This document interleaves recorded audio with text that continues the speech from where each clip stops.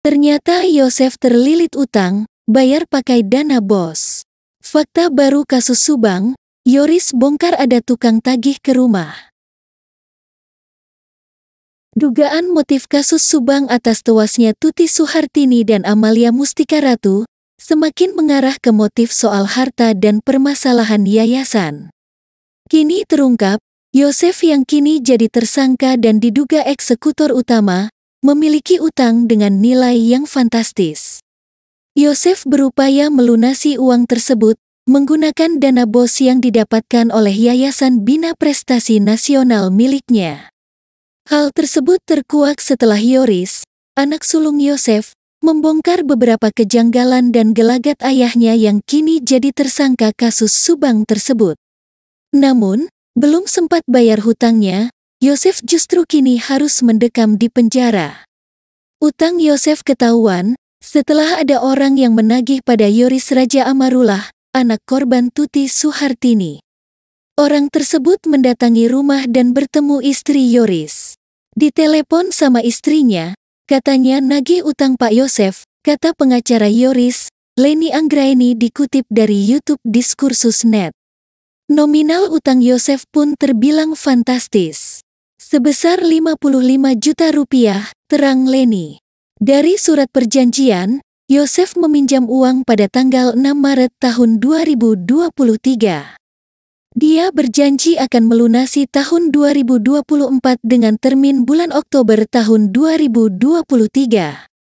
Saya baca di perjanjian surat pernyataan utangnya, kata Leni. Orang tersebut sengaja menagih utang Yosef pada Yoris.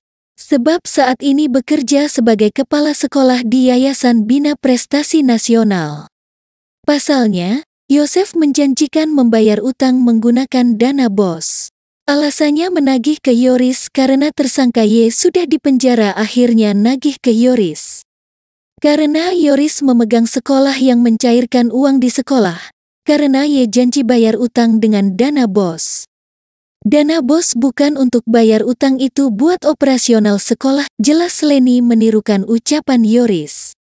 Perlu diketahui pasca kasus Subang, Yosef langsung menjabat sebagai Ketua Yayasan Bina Prestasi Nasional. Yosef menggeser Yoris yang awalnya ketua yayasan, kini menjadi kepala sekolah. Ia juga sempat menunjuk Danu menjadi bendahara, demi mencairkan uang sebesar 200 juta rupiah sesaat setelah pembunuhan ibu dan anak di Subang. Yosef beralasan meminjam uang sebesar 55 juta rupiah untuk membayar kuliah Amel.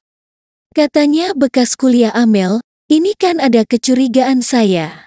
Lucunya itu buat kuliah Amel kan udah meninggal 2021 ini, hutangnya 2023 Maret. Apa iya ini uangnya untuk kuliah orang yang meninggal, kata Leni. Penagih utang bahkan sampai melontarkan ancaman. Ia mengancam akan membongkar borok sekolah bila utang Yosef tak dilunasi. Sampai ada yang mengancam, saya bongkar sekolah bahwa yayasan pakai dana bos sedangkan siswanya sedikit. Yoris gak takut, silahkan aja, saya punya pertanggungjawabannya, kata Leni Anggraeni. Yoris sendiri menolak membayarkan utang ayahnya. Ia justru berharap bila memang terbukti bersalah agar ayahnya dihukum mati. Utang ini pun menjadi kecurigaan Yoris atas alokasi dananya. Kecurigaan lain adalah penagih utang mengaku tetangga Yosef di Cijengkol. Bila memang benar, mengapa tidak menagih sebelum Yosef dipenjara? Selain itu, ia curiga mengapa harus menagih pada Yoris. Sebab dalam surat perjanjian utang ditandatangani atas nama Yosef, bukan Yoris dan yayasan.